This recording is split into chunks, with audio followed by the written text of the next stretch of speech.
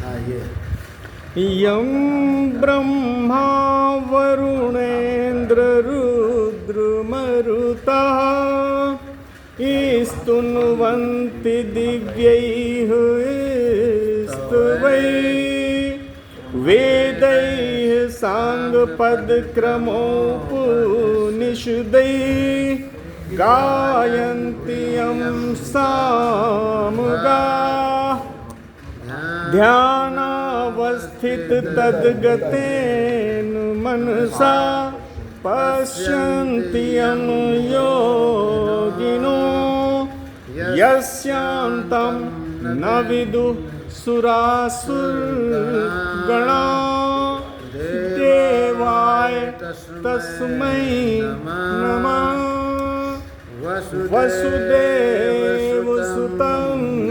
देवं कंसचाणूरमर्दनं देवकी परमानन्दं कृष्णं वन्दे जगद्गुरुम्। गीता का अध्याय 16 और श्लोक नंबर 5। पहले वाचन फिर विश्लेषण। 202 दैवी संपत्ति विमोक्षाय दैवी संपत्ति विमोक्षाय निबन्धाय सुरीमता निबन्धाय सुरीमता मासु च सम्पदं दैवीम् मासु च सम्पदं दैवीम् अभिजातोऽसि पाण्डव अभिजातोऽसि पाण्डव। जी, ये 16वां अध्याय दैवी संपद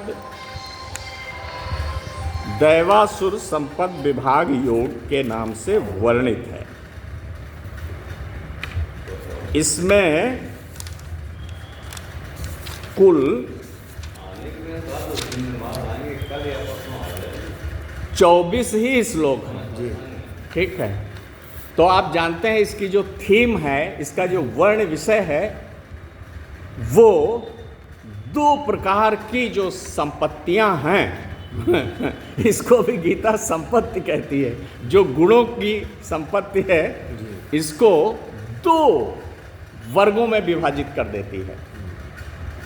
एक तो दैवी संपदम और एक आसुरी संपदम। इसमें 3वें श्लोक तक दैवी संपदम का वर्णन हुआ है और 4थे में संक्षिप्त में आसुरी संपदम का हल्का सा वर्णन हुआ है। लेकिन भगवान यहाँ थोड़ा सा रुक जाते हैं। आसुरी संपदम के विस्तार में जाने से पूर्व थोड़ा सा विराम ले लेते हैं 5वें में। उनको ये लगता है कि जो हम इतना विस्तार से दैवी संपदम और आसुरी संपदम का वर्णन करने वाले हैं, इसका आंतरिक अभिप्राय क्या है, हम ऐसा कर ही क्यों रहे हैं, इसकी जीवन में क्या उपयोगिता है। तो अगर इसको हम विस्तार से वर्णन करने वाले हैं, अगर हम इसको विस्तार से वर्णन करने वाले हैं तो क्यों वर्णन करने वाले हैं, इसका कारण वो यहाँ 5वें में स्पष्ट कर रहे हैं। ये तो इसकी भूमिका है।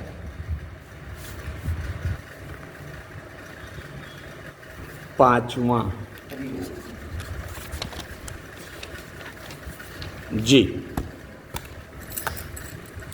3 श्लोकों तक दैवी संपत्ति दैवीम संपदम का सुंदर सा वर्णन आया है। और अब चौथे में हल्का सा वर्णन आसुरी संपदम का हो गया।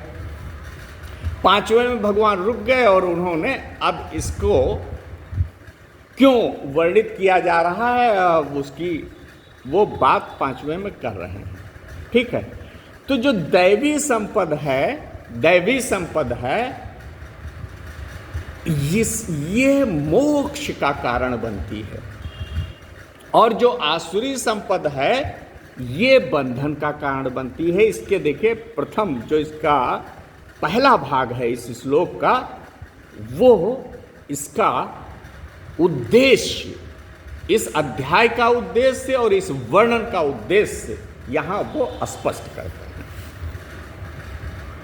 अच्छा, एक चीज आप लोगों को भी चकित करेगी कि भाई 3 श्लोकों में ही दैवीम संपदम का पूरा वर्णन हो गया और 21 तक अब आपको आसुरीम संपदम का वर्णन मिलने वाला है। आप देख रहे हैं ना। तो सबसे बड़ी चीज ये है कि मनुष्य अगर अपनी प्रकृति को समझ ले कि उसकी संरचना के घटक क्या क्या हैं, तो उसको अपने आत्मबोध में सरलता हो जाती है। क्योंकि जब तक आप अपनी प्रकृति को न समझ लो, उसके घटक कंपोनेंट्स जो हैं उसकी स्पष्टता ना हो, तो आत्मबोध का मार्ग प्रशस्त नहीं होता है।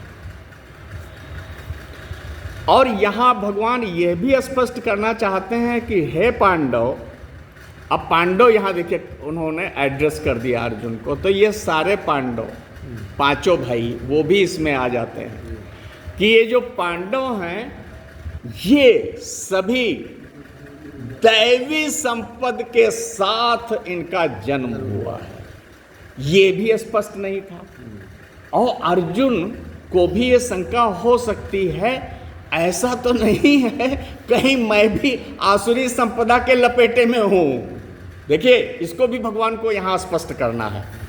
किसी को भी ये संशय हो सकता है कि वो आसुरी संपदा में है या दैवी संपदा में है, क्योंकि कल्याण का मार्ग तो जब तक आपको ये ज्ञान ही नहीं है तब तक आप आगे उसमें बढ़ेंगे कैसे। जब तक अपनी स्थिति का सम्यकतया आपको बोध नहीं है, तब तक जो आपके आत्म विकास और आत्म आरोहण की जो प्रक्रिया है वो स्पष्ट नहीं हो सकती है। तो ऐसी स्थिति में भगवान ने इसमें स्पष्ट कर दिया कि जो दैवी संपदा है, जो आप देखते हैं इसमें 1 से 3 तक, और वो अभयम से लगा करके, और तीसरे में नाति मान्यता तक जो गुण हैं ये दैवी गुण हैं। अच्छा, हम लोग भी देखिए प्रकृति किसी भी चीज को अस्पष्ट अपारदर्शी नहीं छोड़ती। जैसे भारतीय संविधान है, इंडियन पेनल कोड है, विधि शास्त्र है। जो विधि शास्त्र को फॉलो करेगा he is not going to be penalised. जो विधि शास्त्र को फॉलो करेगा, तो ये प्रकृति का बनाया हुआ ऐसा विधि शास्त्र है दैवी और असुर का, कि इसमें देखिए अगर आप प्रकृति के उस कोड ऑफ कंडक्ट को जो दैवी गुणों में वर्णित है उसको फॉलो नहीं करेंगे तो you are going to be penalised. That much is very clear here. Automatic प्रकृति का वो रितम है, प्रकृति का वो विधान चक्र है, प्रकृति का वो कॉन्स्टिट्यूशन है, प्रकृति की वो दंड संहिता है, न्याय संहिता है, जिसमें वो साफ साफ बता दे रहे हैं आपको कि अगर आप इन दैवी गुणों से अलंकृत हैं तो आपकी मुक्ति सुनिश्चित होती है। और अगर आप उसको वायलेट करते हैं, देखिए आप लोग समझते हैं ना विधि शास्त्र, अगर कोई भी विधि के आर्टिकल्स को, हमारे आर्टिकल्स का वायलेशन करता है तो उसको दंड मिलता है। तो प्रकृति आपको यहाँ थोड़ा आध्यात्मिक स्तर पे, ये तो लौकिक स्तर पे है, सांसारिक स्तर पे आपका विधि शास्त्र है, लेकिन यहाँ जो मोक्ष और बंधन की बात की जा रही है वो आध्यात्मिक संविधान की बात की जा रही है। पहले तो आपका आचरण निखारा और संवारा जाता है, क्योंकि मनुष्य एक प्राकृत रचना है प्रारंभ में, अपनी प्रारंभ में वो बिल्कुल प्रकृति का उत्पाद है। वो ईश्वर से ने और बताया। ये सारे जो 21 तक दुर्गुण और दुराचार की कहानी चलने वाली है, ये हम सबकी कथा है। ये कोई ऐसा नहीं है कि किसी व्यक्ति अलग व्यक्ति की कथा, यह हम सबकी व्यक्ति की कथा है। अब आप कहोगे कि ये आसुरी, अरे आसुरी में ये जो सारे गुण जिसके अंदर दुर्गुण ये हों, आसुरी प्रवृत्ति का है? नहीं है। अब आपको इसकी अलग से विवेचना की कोई जरूरत नहीं। मतलब इनमें जितने दुर्गुणों का वर्णन होने वाला है, अगर वो आपके अंदर भी हैं तो आप आसुरी वृत्ति के हैं, आसुरी दुर्गुणों से आप भरे हुए हैं।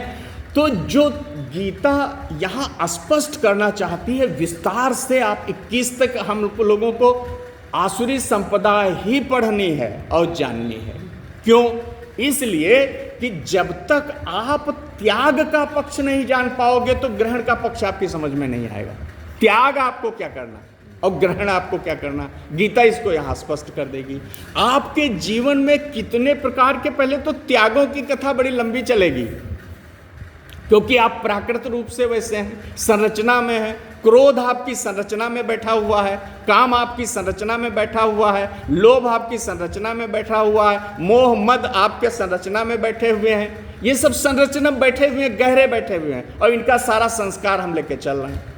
अहंकार आपके संस्कार में है, कामना आपके संस्कार में है, बड़ी गहराइयों तक इनकी जड़ें जमी हुई हैं। तो भगवान अगर यहाँ इसको स्पष्ट नहीं कर सकते, करेंगे, तो आपके लिए मोक्ष का द्वार वो कहाँ से निर्मित करेंगे?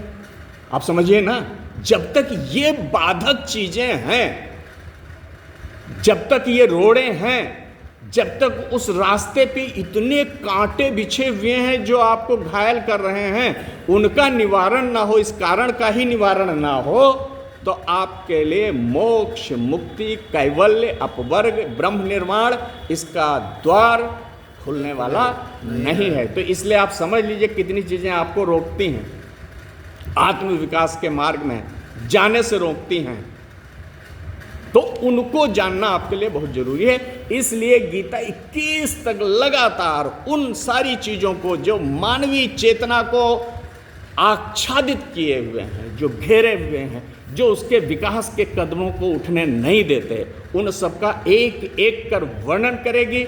और आपसे अपेक्षा ये करेगी कि आप उन सारे कारणों का निवारण कर दें, अर्थात अपने अंदर से जो भी आसुरी संपदा अब वर्णित की जाएगी, एक एक कर उसको जान लें और निकाल फेंकें। और ये तो हुआ आपके त्याग का पक्ष।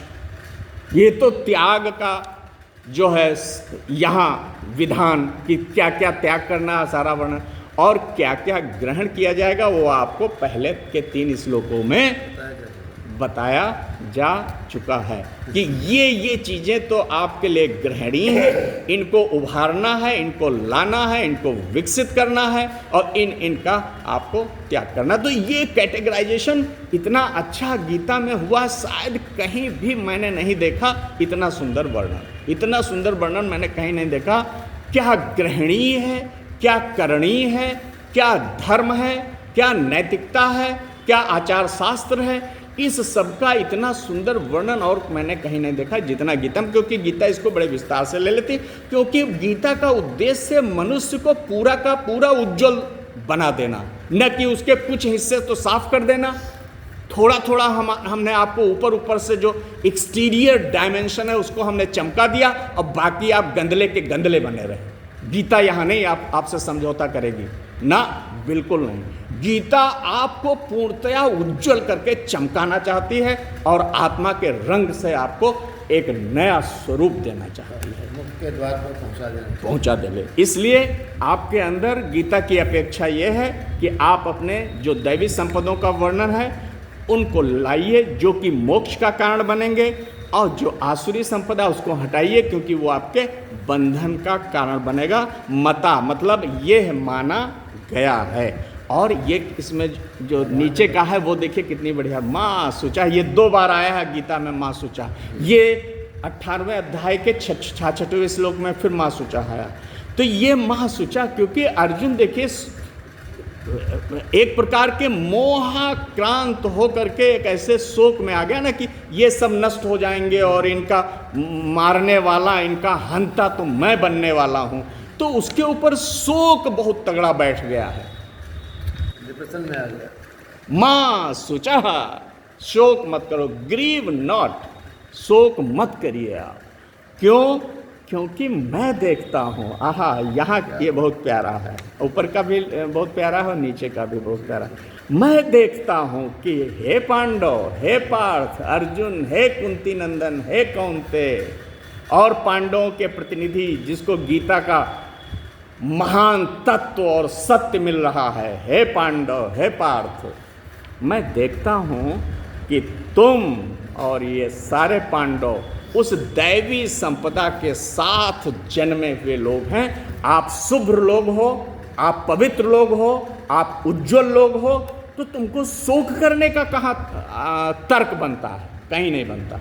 इसलिए आप निश्चिंत हो जाइए युद्ध के लिए, और आप दैवी संपदा के लोग हैं और उनका प्रतिनिधित्व करते हैं, आप सचरित्रवान हैं, सात्विक लोग हैं, इसलिए ये संपदा आपको मुक्त करेगी। आप बंधन में गिरने वाले नहीं, आपका श्रेय यहाँ लूटने वाला नहीं, आपका कल्याण ही कल्याण होने वाला है।